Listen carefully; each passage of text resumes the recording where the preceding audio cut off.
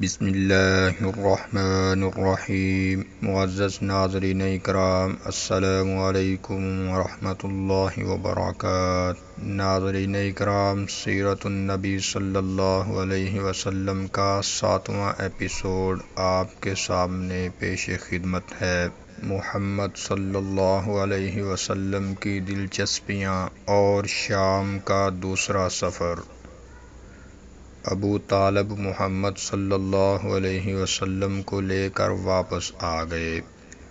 بحیرہ نے جو کچھ کہا تھا وہ سب دماغ میں گونج رہا تھا۔ محمد کے بارے میں اس نے جو پیشین گوئی کی تھی وہ ذہن میں گردش کر رہی تھی، اور محمد کے لیے اپنے ملک سے باہر نکلنے کا یہ پہلا اتفاق تھا۔ واپس ہوئے تو اس طویل سفر کے دوران آپ نے جو کچھ دیکھا تھا ذہن میں تازہ کرتے رہے، لوگوں سے جو کچھ سنا تھا اس پر غور کرتے رہے۔ ناظرین اکرام، آپ نے بڑے بڑے ریگستان اور اونچے اونچے پہاڑ دیکھے تھے، ہرے بھرے چمنستان اور پھلوں سے لدے ہوئے باغ دیکھے تھے، طرح طرح کے نشیب و فراز طے کیے تھے، مختلف شہروں اور بستیوں سے گزرے تھے۔ ان سے متعلق لوگوں میں جو گفتگویں ہوئی تھیں، ماضی اور حال کے بارے میں جو باتیں ہوتی تھیں، سب آپ نے توجہ سے سنی تھیں۔ آپ صلی اللہ علیہ وسلم کو ایسے لوگ بھی ملے تھے جو انہی چیزوں کو پوجتے تھے جن کو آپ کی قوم پوجتی تھی۔ ایسے لوگ بھی نظر آئے جو آسمانی کتابوں کے احکام پر عمل پیرا تھے۔ یہ بھی سننے میں آیا کہ کچھ لوگ آتش پرستی میں مگن ہیں۔ ایسے لوگ بھی جو پتھر کی مورتی کے حضور عبادت کی رسوم ادا کرتے ہیں اور بندگی کے آداب بجا لاتے ہیں۔ اور کچھ لوگ ہیں جنہوں نے اپنی نکیل یہودی علماء کے ہاتھ میں دے رکھی ہے، جو کتاب الہی کی من مانی تاویلیں کرتے ہیں اور اپنے جی سے شریعت بناتے ہیں۔ اور کچھ لوگ ہیں جو عیسائی پادریوں کے اشاروں پر چلتے ہیں، جنہوں نے غیب دانی کا ڈھونگ رچا رکھا ہے۔ اس اندھیارے میں، ہاں اس گھٹا ٹوپ اندھیارے میں، محمد صلی اللہ علیہ وسلم ایک ایک چیز کا جائزہ لیتے، غور و فکر کرتے، افکار و خیالات کا سلسلہ بندھ جاتا اور دیر تک اسی عالم میں پڑے رہتے۔ رہ رہ کر آپ سوچتے رہتے، کس کی راہ ٹھیک ہے اور کس کی غلط، کون حق پر ہے اور کون باطل پر، حق کیا ہے اور وہ ہے کیا۔ ناظرین اکرام، کم سن مگر عقل مند اور روشن ضمیر محمد کو فکر تھی کہ کسی طرح حق مل جائے، اس کی حقیقت کھل جائے، تاریکی کا پردہ چاک ہو جائے اور روشنی نظر آ جائے۔ لڑکپن کا زمانہ کھیل تماشے کا زمانہ ہوتا ہے، لیکن محمد کھیل تماشے سے کوسوں دور رہتے، بیکار باتوں اور فضول کاموں میں کوئی دلچسپی نہ لیتے، ہمیشہ حق کی دھن میں رہتے، اس فکر میں رہتے کہ کوئی ایسی بات معلوم ہو جائے جس میں کوئی رہنمائی ہو، کوئی ایسا نشان نظر آ جائے جس سے کسی حقیقت کا سراغ لگتا ہو۔ اسی سلسلے میں آپ گھر والوں کے ساتھ عکاظ، مجنہ اور ذی المجاز بھی جاتے۔ یہ عرب کے مشہور بازار تھے جو عرب کے آس پاس ہی لگتے تھے، پھر لگتے بھی حرمت کے مہینوں میں جن میں جنگ و خون ریزی حرام ہوتی ہوئی جنگیں رک جاتی، انتقام کے بھڑکتے ہوئے شعلے بجھ جاتے۔ اور یہ حرمت کے مہینے 4 تھے: ذی القعدہ، ذی الحجہ، محرم اور رجب۔ معزز ناظرین، ان بازاروں میں ہر قسم کی چیزیں بکتی، بیرون ملک سے بھی سامان آتا اور فروخت ہوتا۔ اس کے علاوہ ان میں شعر و شاعری کی محفلیں جمتی، مقررین اپنی اپنی خطابت کے جوہر دکھاتے، ہر شخص اپنے افکار و خیالات کا برملا اظہار کرتا، ہر مذہب کا آدمی اپنے عقائد کی اشاعت کرتا، ہر شخص پوری آزادی سے اپنے نظریہ و مسلک پر عمل کرتا، نہ وہاں کسی طرح کا خطرہ ہوتا، نہ کسی سے اندیشہ، ہر ایک مطمئن اور بے غم ہوتا کہ یہ حرمت کے مہینے ہیں۔ ناظرین کرام، یہ بازار آدمیوں سے بھرے ہوتے، ان میں طرح طرح کے لوگ ہوتے، جگہ جگہ کے باشندے ہوتے، ہر طرف ایک چہل پہل ہوتی، ایک ہمہ ہمی ہوتی۔ ایسے میں آپ صلی اللہ علیہ وسلم کو لوگوں سے ملنے جلنے کا، ان کے افکار و عقائد کو سمجھنے کا اور ان کے قول و عمل کو پرکھنے کا بڑا اچھا موقع ملتا، اور یہ فیصلہ کرنے میں بھی آسانی ہوتی کہ کون راہ راست پر ہے اور کون اس سے پرے ہے۔ پھر جب آپ تنہائی میں ہوتے اور یکسوئی حاصل ہوتی تو ساری باتیں بارگاہ عقل میں پیش کرتے، جو بات صحیح معلوم ہوتی ذہن نشین کر لیتے اور جو غلط معلوم ہوتی اسے دور ڈال دیتے۔ معزز ناظرین، 12 سال کی عمر سے آپ بکریاں چرانے لگے، اس سے غور و فکر میں اور مدد ملی۔ یہ آپ کا محبوب مشغلہ تھا۔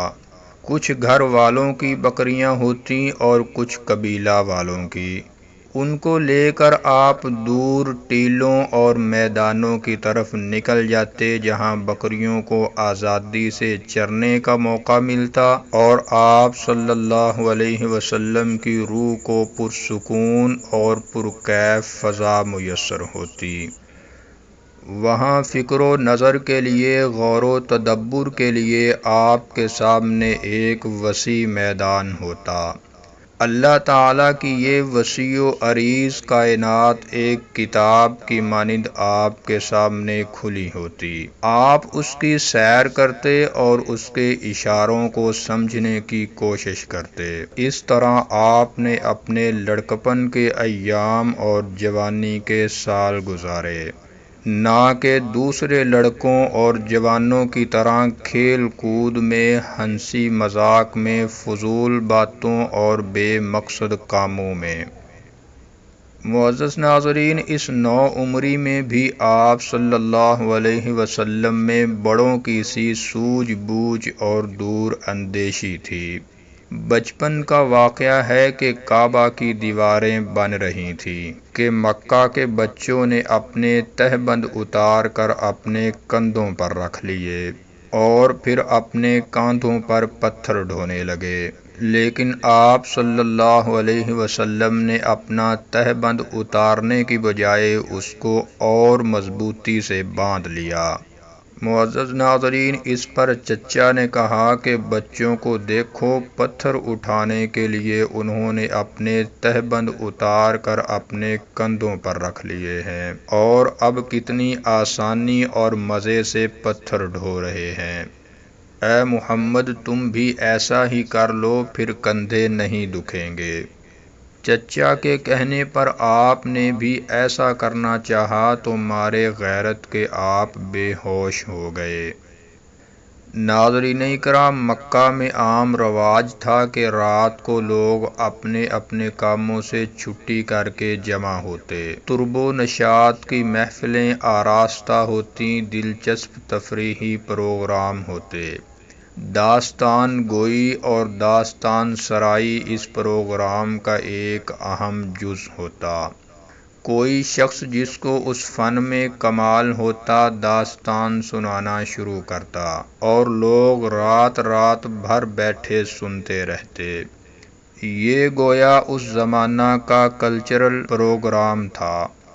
ایک ساتھی نے آپ کو بھی ابھارا، محمد ایک رات تم بھی اس محفل کا لطف اٹھاؤ۔ نوجوانی کا زمانہ تھا، ساتھی نے زیادہ کہا تو تیار ہو گئے۔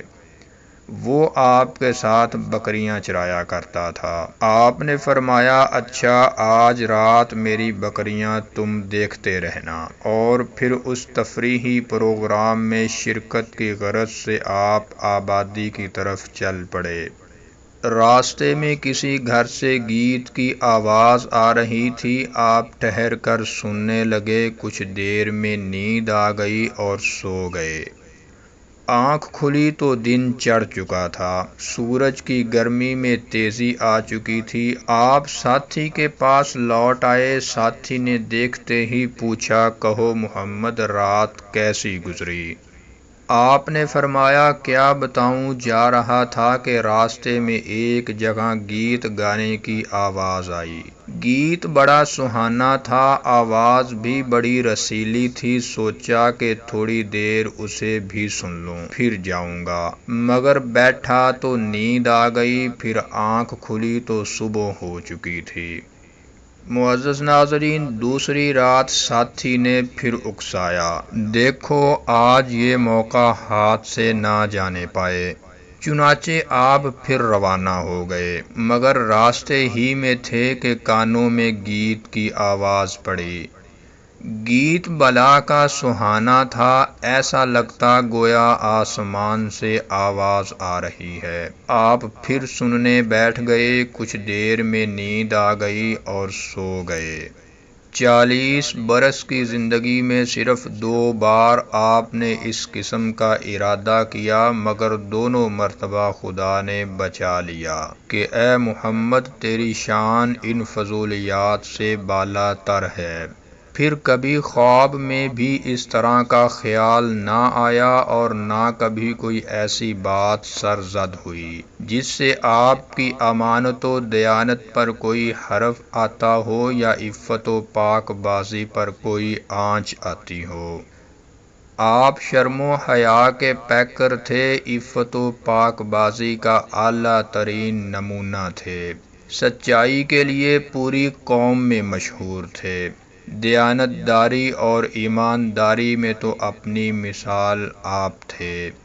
اہل مکہ نے اگر آپ کو امین کا خطاب دیا تو کوئی حیرت کی بات نہیں، ہاں ذرا بھی حیرت کی بات نہیں، ہاں ذرا بھی نہیں۔ آپ کو یہی خطاب زیب دیتا تھا اور آپ ہی کو زیب دیتا تھا۔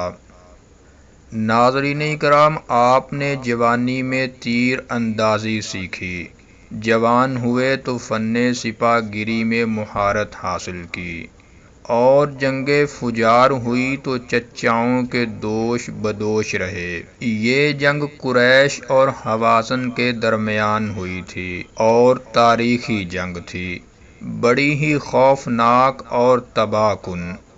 عرب کی سرزمین نے کبھی ایسی جنگ نہ دیکھی تھی، یہ جنگ برس ہا برس رہی۔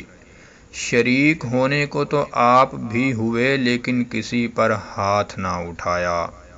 معزز ناظرین، اس جنگ میں گھرانے کے گھرانے تباہ ہو گئے۔ اس سے کچھ لوگوں کو بہت دکھ ہوا اور انہوں نے صلح کی آواز اٹھائی۔ بالآخر دونوں فریقوں میں معاہدہ ہو گیا، اور یہی معاہدہ حلف الفضول کے نام سے مشہور ہوا۔ اس معاہدے میں آپ بھی شریک ہوئے تھے، عمر مبارک اس وقت 16 سال تھی۔ ناظرین کرام، جنگ سے فرصت ملی تو اہل مکہ پھر اپنی پرانی حالت پر آ گئے۔ اب پھر وہی لہو و لعب تھا اور وہی سرمستیاں تھیں، رنگ رلیاں منائی جانے لگیں، آوارگی و بے حیائی کا بازار گرم ہو گیا، جوئے اور شراب کی محفلیں آباد ہو گئیں اور لوگ دادے عیش دینے لگے۔ اور آپ بھیڑ بکریاں لے کر پہلے کی طرح میدانوں میں نکل جاتے، وہاں کھلی فضا ہوتی اور روح پرور سما ہوتا، آنکھیں بکریوں کی دیکھ بھال کرتیں اور روح کائنات کی وسعتوں میں پرواز کرتی۔ یہ تھی آپ کی زندگی، یہی آپ کے شب و روز تھے، یہی آپ کے مشاغل اور دلچسپیاں تھیں، اسی میں آپ کے لیے سکون و راحت کا سامان تھا۔ تنہا رہنا اور نظام کائنات کا مطالعہ کرنا، ہنگاموں سے دور رہنا اور عالم کے حسن انتظام پر غور کرنا۔ آپ کو بس بکریاں چرانے سے مطلب رہتا، صحرا کی فضا میں مزہ آتا، تنہائی اور یکسوئی میں آپ کے ذہن و فکر کی نشو و نما ہوتی، قلب و روح پر معرفت کا فیضان ہوتا اور کائنات کے اسرار منکشف ہوتے۔ چچا ابو طالب روزی کی فکر رکھتے، معاشی دوڑ دھوپ میں لگے رہتے کہ ان کا اور بھتیجے کا پیٹ پل سکے اور آسانی سے اولاد کا گزارا ہو سکے، جو اللہ تعالیٰ کے فضل و کرم سے کچھ کم تعداد میں نہیں تھے۔ ایک دن ابو طالب آپ کے پاس آئے اور بولے، بھتیجے تم جانتے ہو کہ اپنی مالی حالت کیا ہے، ہماری پریشانیاں بہت بڑھ گئی ہیں۔ خدیجہ دوسروں کو اپنا مال دے کر تجارت کراتی ہے، کہو تو تمہارے لیے بات کر دوں۔ اس وقت آپ صلی اللہ علیہ وسلم کی عمر 23 یا 24 سال تھی۔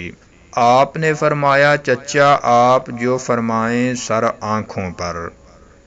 ناظرین کرام، خدیجہ بہت اونچے گھرانے کی خاتون تھی۔ ان کا سلسلہ نسب 5ویں پشت پر قصہ تک پہنچ کر آپ صلی اللہ علیہ وسلم سے جا ملتا تھا۔ یہ بنی مخزوم کے 2 رئیسوں سے یکے بعد دیگرے بیاہی تھیں۔ وہ دونوں بہت کافی دولت چھوڑ کر دنیا سے رخصت ہو گئے۔ پھر قریش کے بہت سے رئیسوں نے شادی کا پیغام بھیجا، لیکن ہر ایک کو ٹھکرا دیا۔ اب وہ تنہا رہتی، اپنا سرمایہ کاروبار میں لگاتی، خوب نفع اٹھاتی اور نہایت خوشحالی کی زندگی بسر کرتی۔ ابو طالب پہنچے تو وہ تجارت کے لیے کسی آدمی کی فکر میں تھیں۔ ابو طالب نے پوچھا، خدیجہ محمد سے تجارت کرانا پسند کرو گی؟ خدیجہ بولی، آپ کسی ناپسندیدہ اور غیر آدمی کے لیے کہتے جب بھی مجھے انکار نہ ہوتا، یہ تو اپنے آدمی ہیں اور وہ بھی امین۔ ابو طالب لوٹ کر آپ کے پاس آئے اور آپ سے مخاطب ہو کر بولے، محمد لو اللہ نے روزگار کا انتظام کر دیا۔ ناظرین کرام، شام جانے کے لیے قافلہ تیار ہو گیا۔ اس میں آپ بھی تھے، آپ کے ساتھ خدیجہ کا غلام میسرہ بھی تھا۔ آپ کے سبھی چچا آپ کو رخصت کرنے آئے۔ ابو طالب آگے آگے تھے۔ ان لوگوں نے جدا ہوتے وقت بڑے پیار سے کہا، خدا یہ سفر مبارک کرے، تجارت میں خوب برکت دے اور خیریت سے واپس لائے۔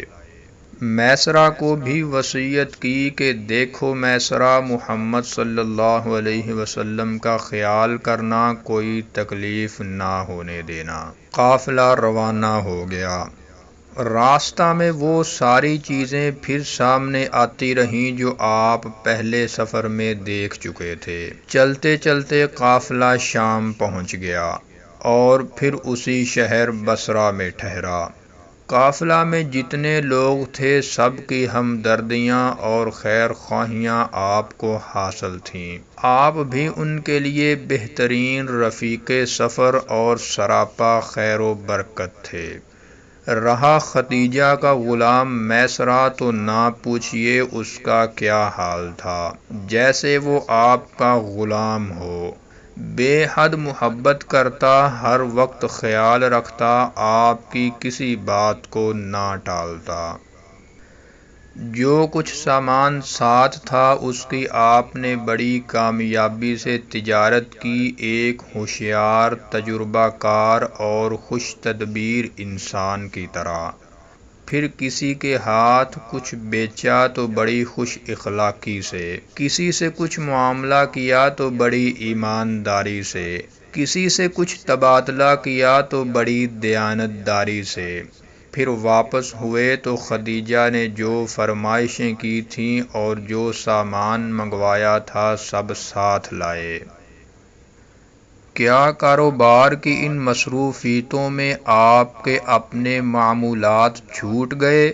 نہیں، آپ اسی طرح تنہائیوں میں بیٹھ کر غور و فکر کرتے رہتے۔ لوگوں کے حالات جدا جدا تھے، ان کے مذاہب مختلف تھے، ان کے عقائد ایک دوسرے سے الگ تھے۔ آپ ہر ایک کو عقل کے ترازو میں تولتے، ان میں کون صحیح ہے، کس حد تک صحیح ہے، گھنٹوں بیٹھے اسی غور و فکر میں ڈوبے رہتے۔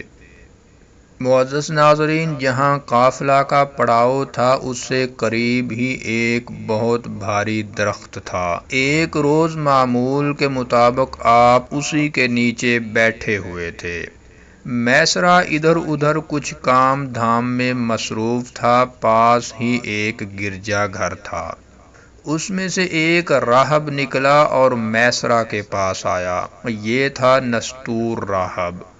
میسرہ یہاں تجارت کی غرض سے ہر سال آتا تھا، اس لیے نستور اس سے خوب واقف تھا۔ وہ بولا، میسرہ تمہارے ساتھ یہ کون ہے؟ میسرہ نے کہا، قریش کا ایک جوان ہے۔ راہب بولا، تم نے اس میں کیا کیا اوصاف دیکھے؟ میسرہ نے جواب دیا، ایمانداری، پاکیزگی اور ستھرائی، نرم مزاجی اور خوش اخلاقی، افکار و خیالات کے سمندر میں اسی طرح غرق رہنا، نگاہ تصورات سے کائنات کا مطالعہ کرنا۔ نستور نے بڑی بے تابی سے پوچھا، اس کی آنکھیں کس قسم کی ہیں؟ میسرہ پر کچھ گھبراہٹ سی طاری ہوئی۔ بولا، آنکھیں سیاہ اور چوڑی ہیں، سفید حصے میں سرخ ڈورے ہیں، پلکیں سیاہ اور باریک ہیں، کچھ بڑی بڑی بھی ہیں جو آنکھوں کا حسن دوبالا کرتی ہیں۔ نستور جو اب آپ کے پاس آنے کے لیے پر تول رہا تھا، بولا، میسرہ جو اس درخت کے نیچے ٹھہرے اور اس میں یہ خوبیاں ہوں وہ نبی ہی ہو سکتا ہے۔ پھر وہ راہب آپ کے پاس آیا اور اس کی قوم میں جو جو مذاہب رائج تھے ان کے بارے میں سوالات کرنے لگا۔ وہ چاہتا تھا کہ اس سلسلہ میں آپ کے خیالات معلوم ہوں اور اندازہ ہو کہ آپ کے دل میں ان مذاہب کا کیا مقام اور کتنا احترام ہے۔ آپ نے ان کی تردید کی اور سب سے بیزاری ظاہر کی۔ خود اس کا مذہب چونکہ عیسائی تھا، اس لیے اب اس نے اس کے بارے میں بھی سوال کیا۔ آپ نے اس میں جو اچھائیاں جو برائیاں تھیں سب بیان کر دیں۔ تو ناظرین کرام، یہ تھا سیرت النبی صلی اللہ علیہ وسلم کا 7واں ایپیسوڈ، اور اگر آپ سیرت النبی صلی اللہ علیہ وسلم کا 6واں ایپیسوڈ دیکھنا چاہتے ہیں تو اوپر کراس کے بٹن پر کلک کر کے دیکھ سکتے ہیں۔ السلام علیکم ورحمۃ اللہ وبرکاتہ۔